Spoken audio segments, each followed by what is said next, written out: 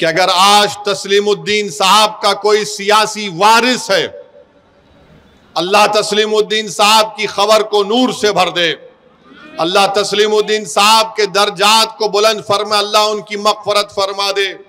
अगर आज सीमांचल में तस्लीमुद्दीन साहब का कोई सियासी वारिस है तो उसका नाम अख्तरुल ईमान है, इसलिए कि अख्तरुल ईमान ने अपने ईमान का सौदा नहीं किया, अख्तरुल ईमान ने अपने गिरेबान के तार नहीं बेचे, अख्तरुल ईमान ने सीमांचल की जनता के ख्वाबों का सौदा नहीं किया।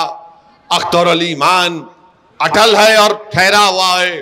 अख्तरुल ईमान ने यह फैसला लिया कि मैं जब तक जिंदा रहूंगा मजलिस इत्तेहादुल मुस्लिमीन से वाबस्ता रहूंगा, और सीमांचल की लड़ाई सिर्फ अख्तरुल ईमान की लड़ाई नहीं बल्कि अख्तरुल ईमान ने इसको मान लिया कि सरजमीन पर बसने वाले नौजवानों की, गरीबों की, ज़ईफ लोगों की लड़ाई है। इसीलिए तस्लीमुद्दीन साहब का सियासी वारिस अख्तरुल ईमान है।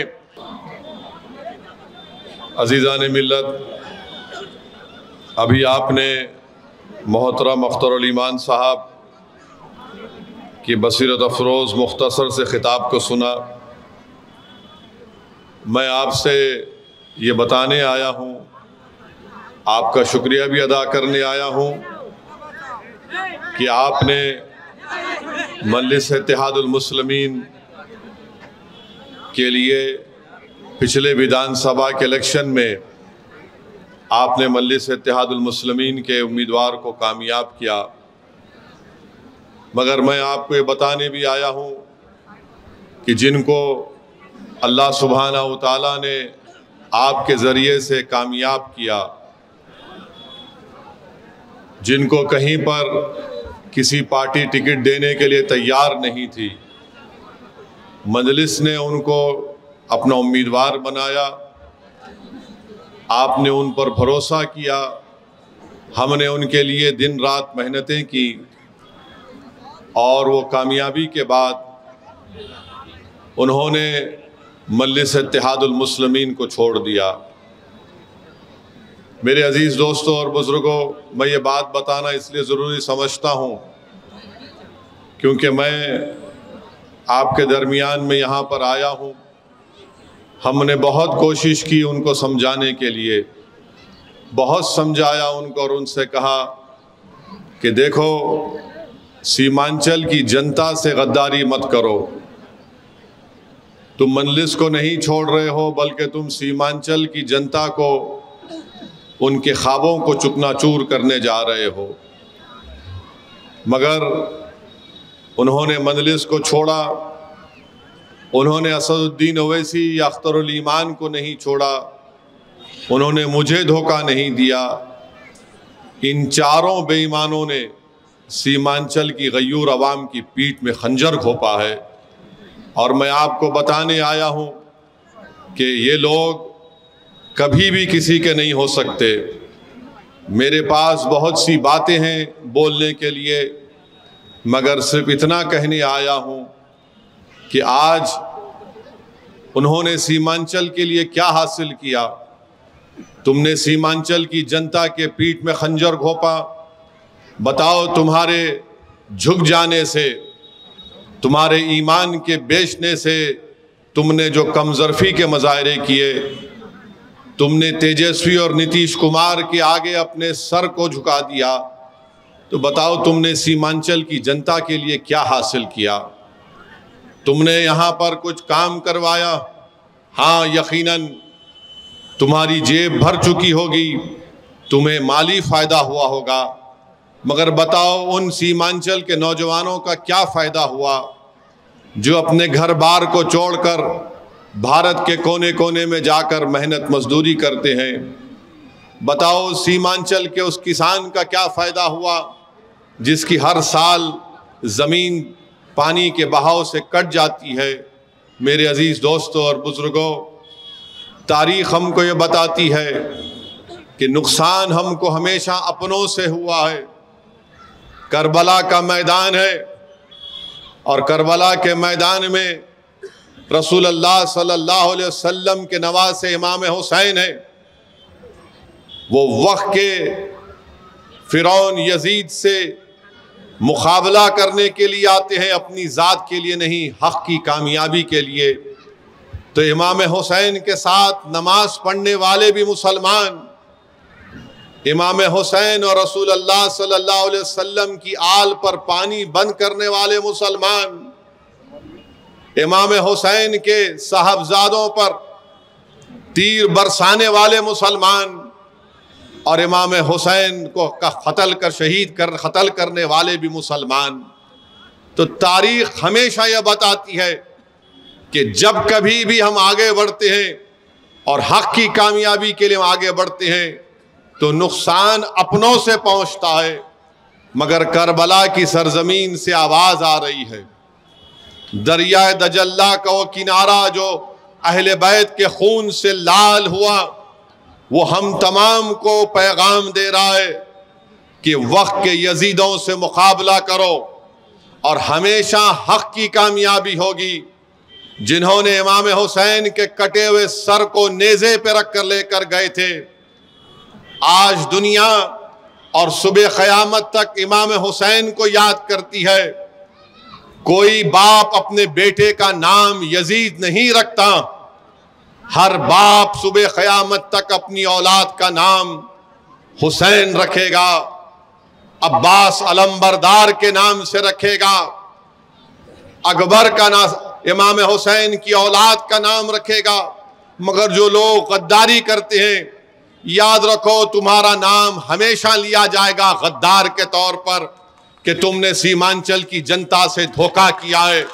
और अगर तुम ये समझ रहे हो कि असदुद्दीन ओवैसी को तुमने छोड़ दिया, तुम अगर ये समझ रहे हो कि हमने तेजस्वी और नीतीश के पैर पड़कर हमने मंजलिस को सीमांचल में कमजोर किया, तुम लिख कर रख लो, अल्लाह मुझे जब तक जिंदा रखेगा मैं तुम्हारी इस गद्दारी को भूलने वाला नहीं हूं।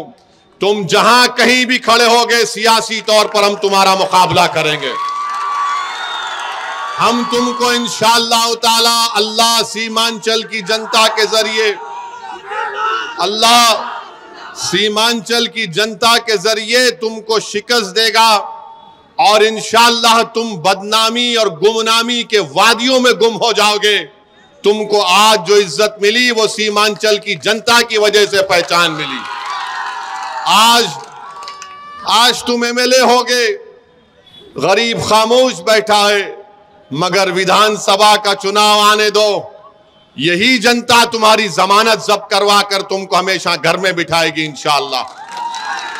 और जो लोग तस्लीमुद्दीन साहब का नाम लेकर वोट हासिल किए, मैं उनसे भी कहना चाह रहा हूं, अरे तुम्हारा घर तुमको छोड़ दिया था, कोई तुम्हारा हाथ पकड़ने तैयार नहीं था, मंजलिस ने तुम्हारा हाथ थामा।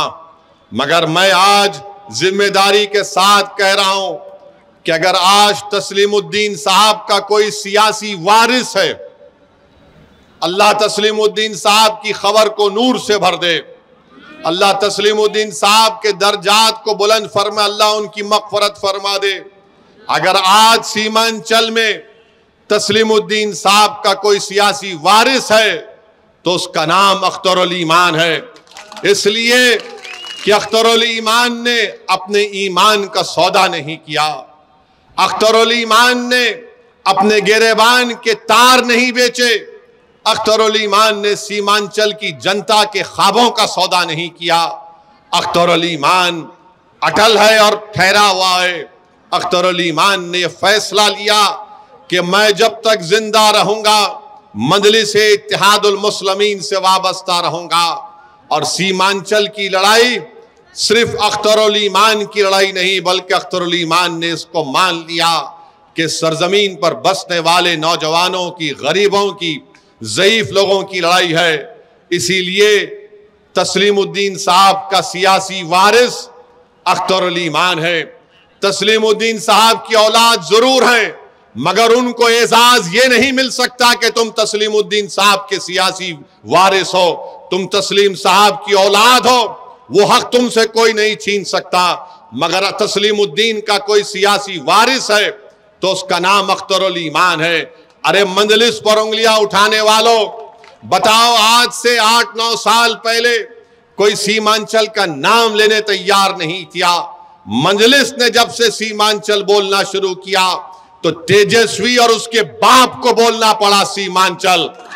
सीमांचल का नाम कोई लेने तैयार नहीं था, मंजलिस ने सीमांचल का नाम बोलना शुरू किया तो नीतीश कुमार जैसे गिरगुट को भी सीमांचल बोलना पड़ा। मेरे अजीज दोस्तों और बुजुर्गों, मैं आपको बताने आया हूं कि आपके सामने अनकरीब में लोकसभा के चुनाव होने जा रहे हैं। लोकसभा के आपने इलेक्शन में यहां पर बहुत से लोगों ने मंजलिस को वोट दिया भी होगा और बहुत से हमारे अजीज भाइयों और बहनों ने, बुजुर्गों ने मंजलिस को वोट नहीं दिया होगा। आपने यहां से कांग्रेस के उम्मीदवार को यहां पर एमपी बनाया। मैं आपको बता रहा हूं, पार्लियामेंट में बहैसियत एमपी मैंने सीमांचल के लिए एक दस्तूरी मौक़िफ़ हासिल होने के लिए मैंने एक प्राइवेट मेंबर्स बिल पेश किया। मैंने हमेशा अपनी हर तकरीर उठाकर देख लो आप, जब से अल्लाह ने असदुद्दीन ओवैसी को सीमांचल की आवाम की खिदमत करने का मौका दिया, मैं अपनी पार्लियामेंट की हर तकरीर में, हर सेशन में मेरी जबान से अल्लाह सीमांचल का लफ्ज निकालता है। CAA का कानून आया तो मैंने कहा यह कानून का इतलाक सबसे ज्यादा जुल्म होगा सीमांचल की जनता पर, क्योंकि मोदी और बीजेपी ये कहती है कि सीमांचल में जो मुसलमान है वो घुसपैठी है, वो बांग्लादेशी है। मैंने सीमांचल को सामने रखकर, भारत के गरीब और मजलूम मुसलमान और दलितों को सामने रखकर, मोदी के 300 एमपियों के सामने पूरी पार्लियामेंट में उस कानून को फाड़ दिया और कहा कि मैं इस कानून को नहीं मानता हूं। मेरे अजीज दोस्तों और बुजुर्गों, मैं आपको बता रहा हूं जरूरी बात, असदुद्दीन ओवैसी ने सीमांचल के आईनी मौक़िफ़ के लिए पार्लियामेंट में एक प्राइवेट मेंबर्स बिल दिया। आपको मालूम कांग्रेस के एमपी ने कौन सा बिल दिया? आप जानते हैं कि कांग्रेस के मौजूदा संसद एमपी ने कौन सा बिल दिया पार्लियामेंट में? सीमांचल के इंसाफ का बिल नहीं दिया। सीमांचल में जो जमीन कटती है हजारों एकड़, वो नहीं दिया। मकाई की कीमत के बारे में नहीं दिया। चाय की पैदावार के बारे में बात नहीं किया। अनन्नास के पैदावार के बारे में बात नहीं किया। कभी एक बार दो बात कर ली होगी तालीम के बारे में। उन्होंने कौन सा कानून बनाने के लिए सिफारिश की? आपको मालूम? अख्तरुल ईमान, आपको मालूम कौन सा बिल दिया? उन्होंने ये सरकार से इस बात का मुतालबा किया कि जो जानवरों को मारता है उस पर और सजा बढ़ा दी जाए। यह कानून आपके मौजूदा एमपी साहब ने पार्लियामेंट में दिया। वेबसाइट पर जाकर देखो। मैं पूछना चाह रहा हूं, डॉक्टर साहब, जो जानवरों को मारता है उस पर सजा बढ़ा दी जाए, तो बताओ जो सीमांचल की जनता से 6 साल 8 साल नहीं 50 साल से धोखा दे रहा, उस पर क्या कानून लागू होना, बताओ मुझे। जानवर को कोई मारता है तो सजा बढ़नी चाहिए, तो क्या सीमांचल पर बसने वाले इंसान नहीं है? सीमांचल पर बसने वाले लोग, जो बच्चे यतीम हो जाते हैं, जो बच्चे अपने घर बार को छोड़कर रोजी की तलाश में भारत के कोने कोने में चले जाते हैं, बताइए डॉक्टर साहब, क्या सजा मिलनी चाहिए उन लोगों को जिन्होंने सीमांचल की जनता के ख्वाबों को चूकनाचूर कर दिया? अरे जिसकी हजारों एकड़ जमीन कट जाती है, उस जो जिम्मेदार है उसको क्या सजा मिलनी चाहिए? तो मालूम हुआ डॉक्टर साहब को जानवरों से मोहब्बत है और अख्तरुल ईमान को सीमांचल की जमीन पर बसने वाले हर इंसान से मोहब्बत है। तो मेरे अजीज दोस्तों और बुजुर्गों, ये फर्क है अख्तरुल ईमान में और मौजूदा मेंबर ऑफ पार्लियामेंट में। आप अपने वोट का सही इस्तेमाल करिए, अपने वोट का गलत इस्तेमाल मत होने दीजिए। अब पार्लियामेंट में आप कहेंगे कि नहीं, हमने उनको उस बड़ी पार्टी को वोट दिया। मेरे भाई, उस बड़ी पार्टी ने क्या काम किया बताइए। ट्रिपल तलाक का कानून आया तो मरहूम मौलाना की अल्लाह मगफरत करे उनको बोलने नहीं दिया। CAA का कानून आया, नहीं बोलने दिए, कुछ बोल नहीं सके। अब ये आखिरी पार्लियामेंट का सेशन हुआ, नरेंद्र मोदी ने पूरे देश में अक्सरियती तबके को मुत्तहिद करने के लिए एक बहस करवा दी कि 22 जनवरी को तारीखी दिन था।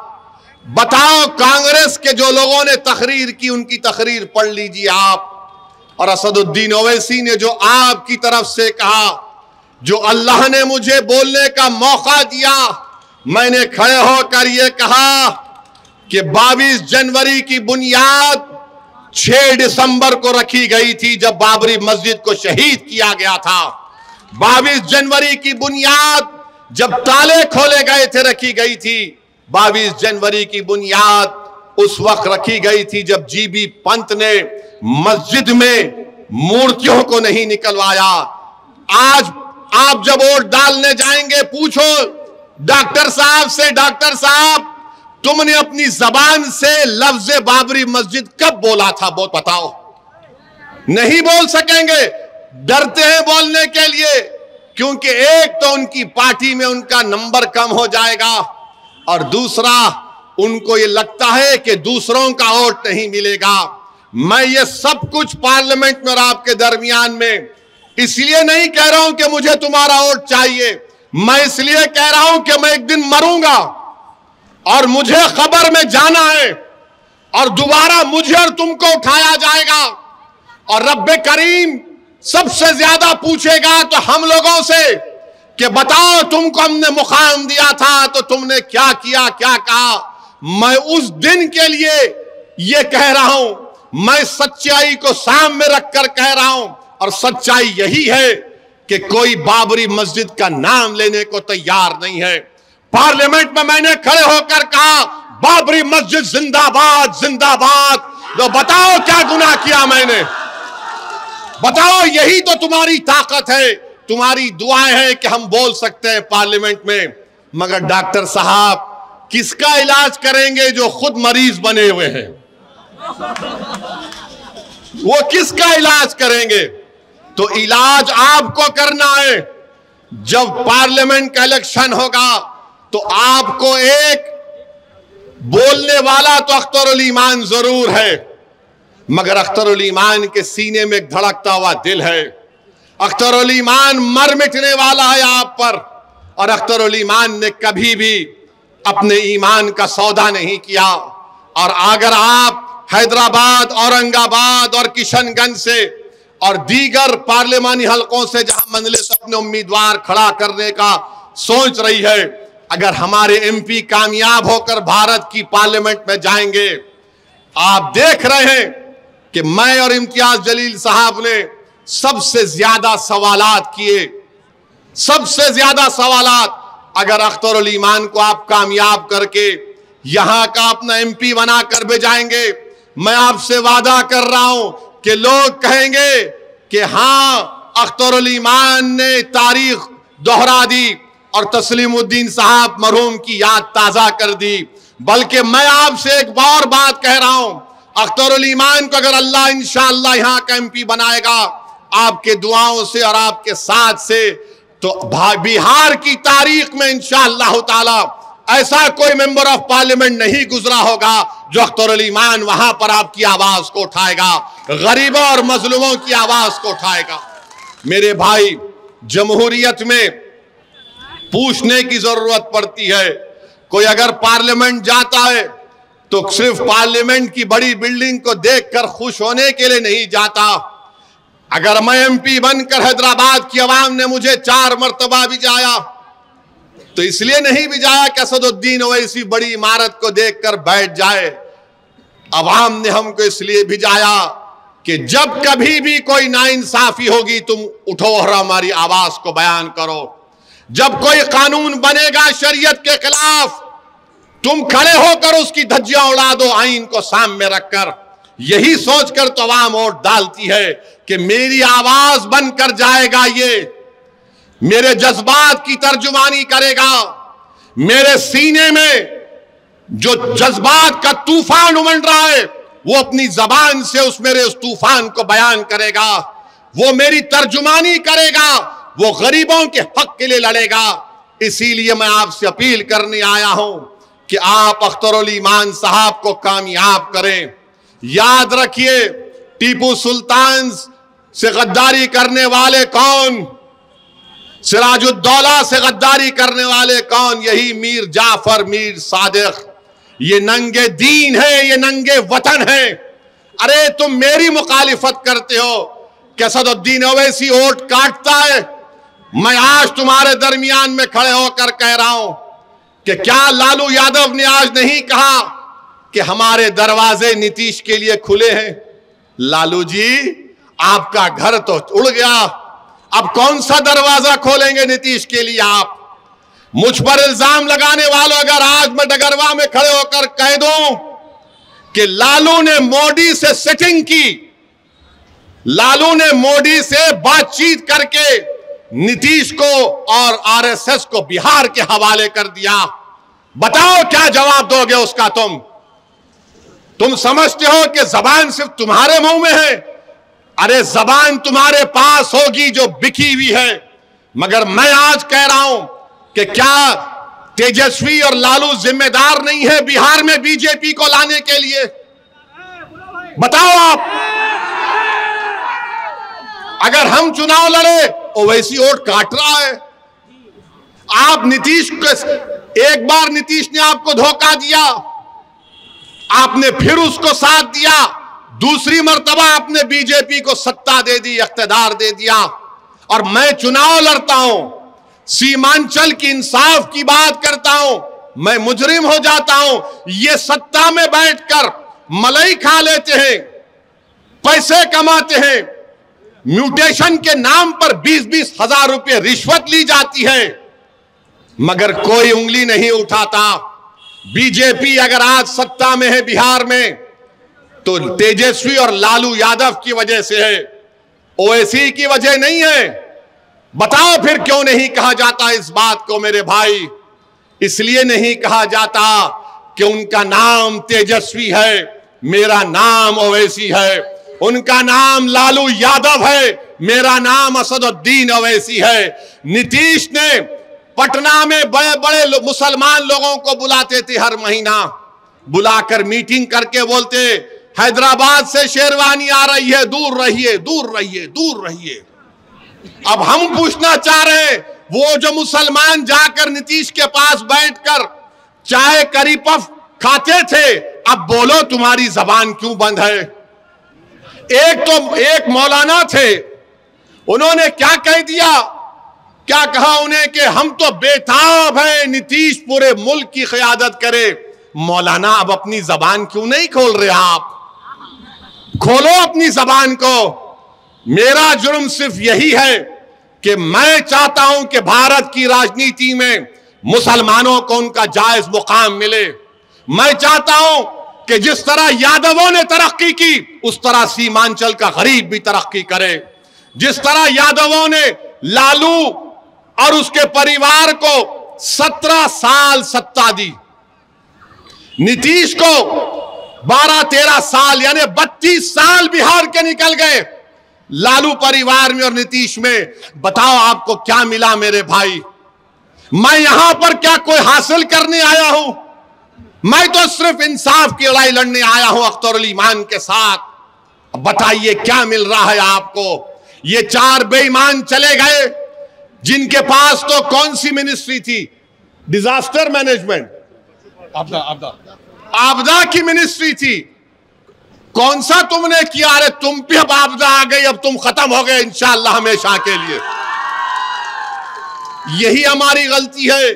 अब आप बताइए, 32 साल निकल गए इनके। ये बिहार सरकार ने एक सर्वे किया, अख्तर भाई ने मुझे डेटा दिया, कुल्हिया बरादरी पूरे बिहार में 12,83,780 है। कितने हैं? 12,83,780 हैं।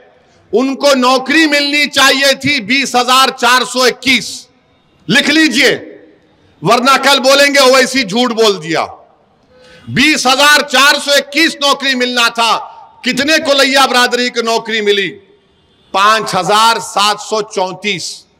इसका जिम्मेदार मैं हूं, इसका जिम्मेदार अख्तरुल ईमान है, इसकी जिम्मेदारी आप पर भी आयद होती है, क्योंकि आपने लालू का साथ दिया, आपने नीतीश का साथ दिया। बताओ तुमको क्या हासिल हुआ?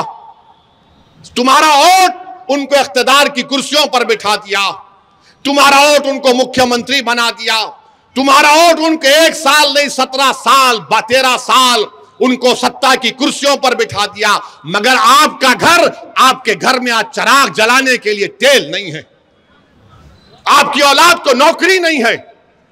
कब तक आप इस नाइंसाफी का शिकार होंगे मेरे भाई? ये आदादो शुमार मैं आपको बता रहा हूं, ये बिहार सरकार के हैं। और मैं मजलिस के जो मुखालिफीन हैं, जो मजलिस पर गाली देते हैं, मैं उनसे कह रहा हूं कि अल्लामा इकबाल ने कहा था कि अपने मन में डूबकर पाजा सुराग जिंदगी। अगर तू मेरा नहीं बन सकता तो अपना तो बन जाओ कम से कम तुम। अरे तुम मजलिस को गाली देते हो।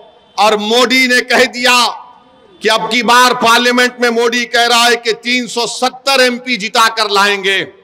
हम अपनी तरफ से पूरी कोशिश कर रहे हैं कि तीसरी मर्तबा हमारे वतन अजीज भारत का वजीर आजम मोदी ना बने।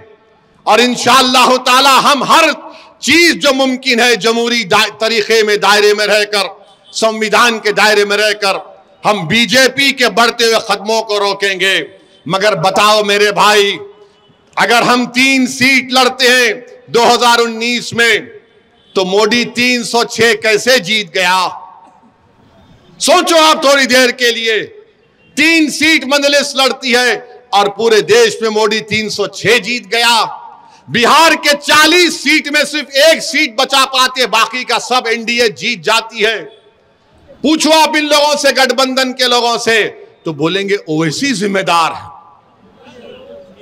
अब ऐसा हो गया कि अगर किसी गठबंधन के नेता के घर में अगर गाय भैंस है, सुबह में गाय भैंस ने दूध नहीं दिया, मुर्गा ने आवाज नहीं लगाई सुबह 4 बजे, तो कोई जाकर पूछेगा आज मुर्गा ने आवाज नहीं लगाई, भैंस ने दूध नहीं दिया, क्या वजह? तो बोलेगा ओवैसी दरगाह में आया था, यहां से गया है, इसीलिए भैंस ने कहा कि हम दूध नहीं देंगे। यानी हर चीज की जिम्मेदारी हम पर आयद हो जाती है। हमको इससे कोई फर्क नहीं पड़ता, क्योंकि हमारी इज्जत का देने वाला अल्लाह है, हमारी कामयाबी का देने वाला अल्लाह है। और मुझे इस दुनिया में अगर हूं तो मुझे सिर्फ यही करना है कि कोशिश करूं कि गरीब और मजलूमों का फायदा हो जाए, चाहे वो मुसलमान हो या हमारे हिंदू दलित भाई हो या ओबीसी भाई हो। मेरे अजीज दोस्तों और बुजुर्गों, मेरी आपसे गुजारिश है कि आप अच्छे तरीके से अपने वोट का इस्तेमाल करिए। याद रखिए, बीजेपी के बढ़ते हुए कदमों को रोकना है। तीसरी मर्तबा मोदी को भारत का वजीर आजम बनने से रोकना है। पार्लियामेंट में आज मोदी के 306 एमपी में एक भी मुस्लिम एमपी नहीं है, एक मुस्लिम मिनिस्टर नहीं है। आज पार्लियामेंट में कितने मुसलमान एमपी हैं बताइए आप? आपकी हमारी आबादी 17 करोड़ 2011 का सेंसस कहता है। 14% के लिहाज से हमारे 50 से ज्यादा एमपी होने चाहिए, मगर कितने एमपी आपके जीत कर जाते हैं? 22 या 23 जीत कर जाते हैं। और जो भी जीत कर जाते वो डरते हैं आपकी बात करने से, वो डरते हैं आपकी इंसाफ की लड़ाई लड़ने से। तो मेरी आपसे गुजारिश है कि अगर कल भारत की पार्लियामेंट में मस्जिद का मसला पैदा होगा, 600 साल पुरानी दिल्ली में मेहरौली की मस्जिद को बगैर कोई कानूनी कार्रवाई के शहीद कर दिया गया, क्या कोई गठबंधन के नेता ने खड़े होकर उसकी बात की? नहीं की। बात किसकी करते हैं कि मेरा बेटा मुख्यमंत्री नहीं बन सका। मैंने पार्लियामेंट में खड़े होकर कहा, कि नरेंद्र मोदी मुसलमानों से उनकी शनाख्त को खींच रहे हैं। हमारी शनाख्त तो मस्जिद है। बताओ आप, ये बात आप उम्मीद करेंगे ये गठबंधन के एमपी बोलेगा? नहीं बोलेगा। कौन बोलेगा? अख्तरुल ईमान बोलेगा। हमारी मस्जिदों को आबाद रखो, मस्जिदों को बचाओ। मैं जिम्मेदारी के साथ कह रहा हूं आप तमाम से, मस्जिद की हिफाजत करने का हुक्म अल्लाह कुरान में हमको दिया है और मुफस्सरीन ने उस आयत का तर्जुमा इस तरह किया कि अल्लाह के घर को वही लोग आबाद रखते हैं जो अल्लाह पर ईमान रखते, जो आखिरत पर ईमान रखते और अल्लाह के सिवा किसी से नहीं डरते। अपने मस्जिदों को आबाद रखो। याद रखो, हमारी मस्जिदों को हमसे छीनना चाहता है, हमारे मस्जिदों को हमसे छीनना चाहते हैं। शरीयत में मदाखलत की जा रही है। उत्तराखंड में यूनिफॉर्म सिविल कोड का नाम तो यूनिफॉर्म, मगर कानून का इतलाक सिर्फ मुसलमानों पर। मेरे भाई, ऐसे कठिन नाजुक वक्त में मेरी आपसे अपील है कि पार्लियामेंट के इलेक्शन में मंजलिस को कामयाब करिए। हमारा रिकॉर्ड आपके सामने है। जिनको आपने आजमा लिया, अब दोबारा गलती मत करिए। मंजलिस आपकी जमात है। मैं फिर से कह रहा हूं कि मंजलिस आपकी आवाज है। नरेंद्र मोदी 370 एमपी लाने का ख्वाब देख रहे हैं। हमको और आपको कोशिश करनी चाहिए कि बीजेपी के बढ़ते हुए कदमों को रोकें। वोट डालने वाले हैं हम, मगर वोट लेने वाले भी बनिए। और मोदी जी के बारे में हम एक बात तो कहना चाहेंगे। आपने देखा, भारत के प्रधानमंत्री दुबई को गए थे। दुबई को गए तो दुबई के शेख को ऐसा गले लपटे, उससे ऐसा लग रहा था कि दो भाई मिल रहे हैं, या हबीबी बोल के उससे मिले। हम मोदी जी से पूछना चाह रहे हैं, हम मोदी जी से एक बात कहना भी चाह रहे हैं। मोदी जी, कभी अब अपने घर में आप बिल्किस बानो को बुलाइए। उस बिल्किस बानो को जब आप मुख्यमंत्री थे, उसको 10-10 लोगों ने उसकी इज्जत लूटी। बिल्किस बानो हामिला थी, हमारी बेटी। उसकी 3 साल की बेटी को कत्ल कर दिया। उसकी मां का कत्ल हो गया, उसके परिवार के 2 लोगों का कत्ल हो गया।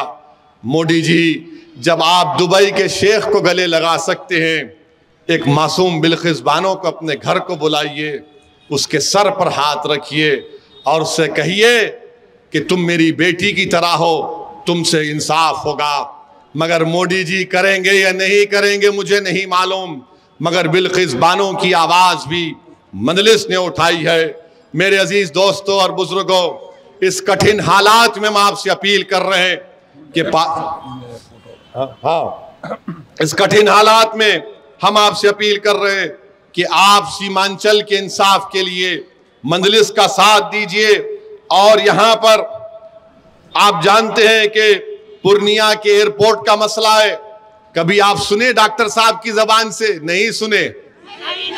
डॉक्टर साहब ये चाहते हैं कि जानवरों पर जो जुल्म करे उस पर सजा बढ़ जाए। डॉक्टर साहब, काश तुम बोलते पूर्णिया का एयरपोर्ट भी बन जाए, काश तुम बोल देते, मगर हमने कई मर्तबा उठाया है। अब अख्तरुल ईमान को आप कामयाब करिए। इंशाअल्लाह ताला सीमांचल से इंसाफ शुरू होगा। पूर्णिया का एयरपोर्ट बनेगा। अलीगढ़ मुस्लिम यूनिवर्सिटी का कैंपस है। गरीबों की हक की लड़ाई है। हम आपसे अपील कर रहे हैं कि एक बार यहां से आप अख्तरुल ईमान को अपना एमपी बनाकर पार्लियामेंट में भिजाइए। बहुत बहुत शुक्रिया। अस्सलाम वालेकुम व रहमतुल्लाहि व बरकातहू।